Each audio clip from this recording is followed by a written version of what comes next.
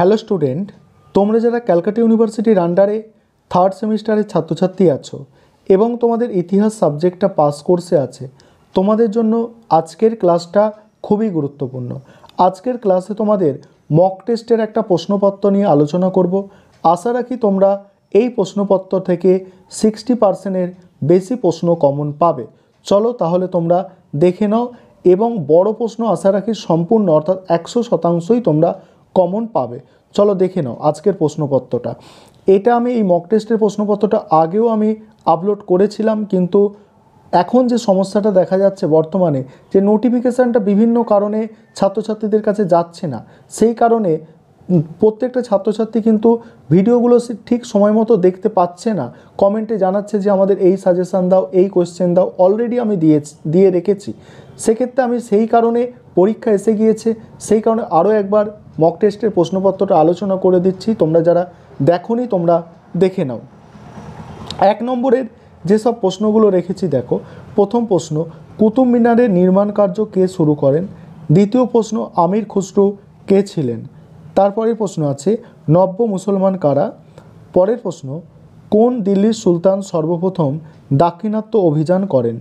তারপরের প্রশ্ন আছে সুফি আন্দোলনের একজন সাধকের নাম লেখো।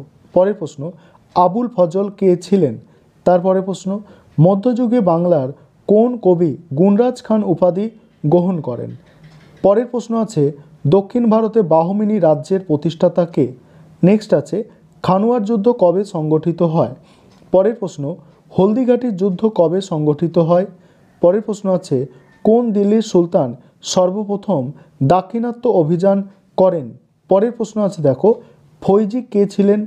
তারপরে প্রশ্ন, জাহাঙ্গীরের রাজসভায় আগত একজন বিদেশি পর্যটকের নাম লেখো। পরের প্রশ্ন আছে সুফি আন্দোলনের একজন সাধকের নাম লেখো। তারপরের প্রশ্ন, শিবাজির অভিষেক কবে হয়েছিল? এবারে তোমাদের বিভাগ খ, সেখানে 5 নম্বরের যে প্রশ্নগুলো পরীক্ষায় আসে, সেখানে 5 নম্বরের আমি যে প্রশ্ন মক টেস্টের প্রশ্নপত্রে রেখেছি দেখে নাও।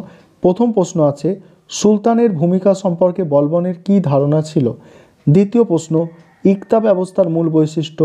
3 নম্বর প্রশ্ন, দাক্ষিণাত্য ক্ষত, এটা হবে ক্ষত বলতে কী বোঝো? পরের প্রশ্ন আছে জায়গিরদারি সংকট বলতে কী বোঝো? পরের প্রশ্ন, আবুল ফজলের ওপর একটি টিকা। তারপরে প্রশ্ন, দিল্লির সুলতানির পতনের পেছনে ফিরোজ শাহ তুগলকের দায়িত্ব। পরের প্রশ্ন আছে আকবরের রাজপুত নীতি লেখো। তারপরে প্রশ্ন, ঔরঙ্গজেবের দাক্ষিণাত্য নীতি সম্পর্কে লেখো। এবারে তিনটে তোমাদের 10 নম্বরের প্রশ্ন পরীক্ষায় লিখতে হয়। সেই 10 নম্বরের প্রশ্ন যেগুলো মক টেস্টে রেখেছি দেখো। প্রথম প্রশ্ন, আলাউদ্দিন খলজির সাম্রাজ্য বিস্তার নীতি বর্ণনা করো। দ্বিতীয় প্রশ্ন, মধ্যযুগে ভারতে ভক্তি আন্দোলনের প্রধান বৈশিষ্ট্যগুলি কী ছিল?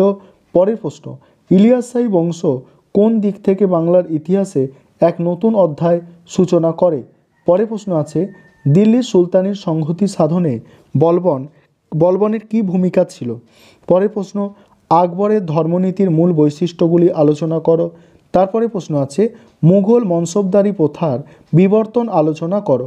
এই ছিল তোমাদের মক টেস্টের প্রশ্নপত্র।